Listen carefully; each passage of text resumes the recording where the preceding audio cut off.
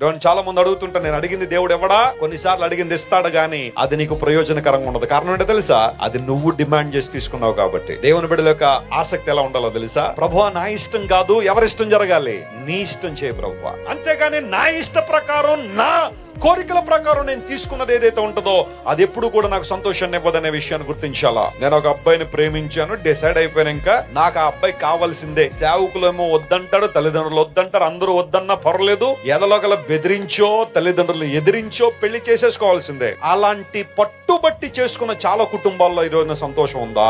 వారు నిజంగా ఆనందిస్తున్నారా?